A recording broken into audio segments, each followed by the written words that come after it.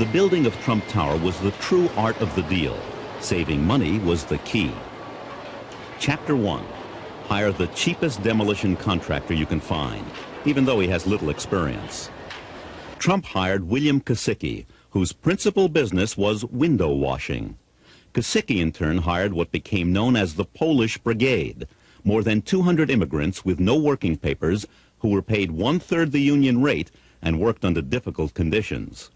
Years later, deny you ever knew they were there, even though you visited the site. They were sleeping in the building. They had no protective equipment. All the OSHA requirements were being ignored. They had no masks. They had no gloves. They were stripping wires with their bare hands, hot electrical wires. Chapter 2.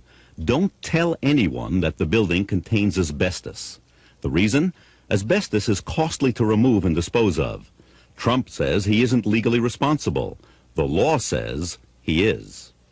With the danger that was involved in working there,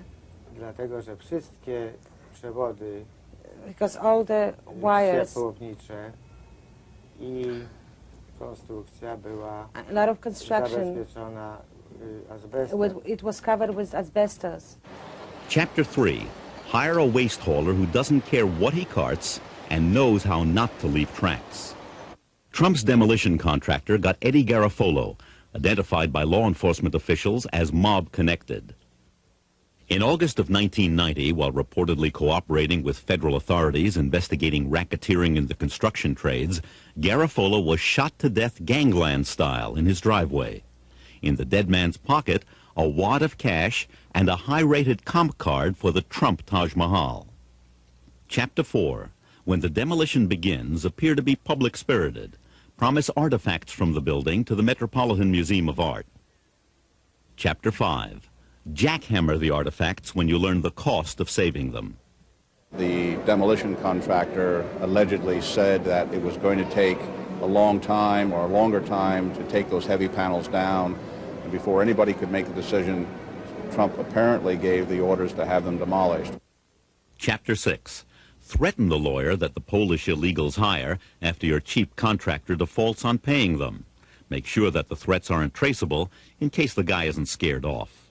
Mr. Barron had told me in the one telephone conversation that I had with him that Donald Trump was upset because I was ruining his credit reputation by filing the mechanics liens, and that Mr. Trump was thinking of filing a personal lawsuit against me for $100 million for defaming his reputation. It turned out that Mr. Barron was Donald Trump's favorite alias. When this was revealed, Trump said, "What of it? Ernest Hemingway used the pen name, didn't he?" Chapter 7. Manage to stay out of trouble when your contractor is tried, found guilty, and fined for not paying his Polish illegals. And at any moment, this should have fell out of bed. Now, the people you got to ask the questions through is over in Newark, New Jersey, in the Department of Justice, where, interestingly enough, Donald's sister worked. She was the number 3 person in the office. The assistant U.S. attorney said, don't mention the name Trump inside here. If you want to talk about Trump, just say, let's go outside and take a walk. At the time, Trump's sister was an assistant in the U.S. Attorney's office in Newark.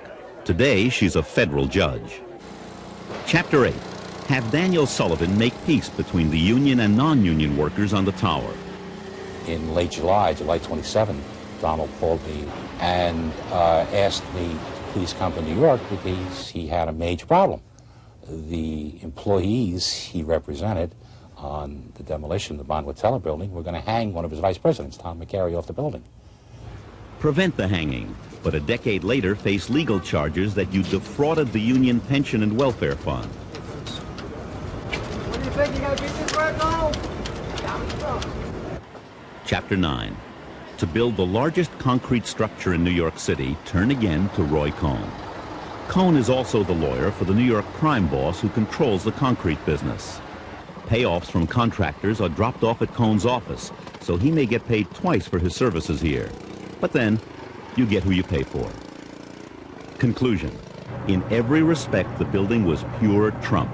Behind every facade, another facade.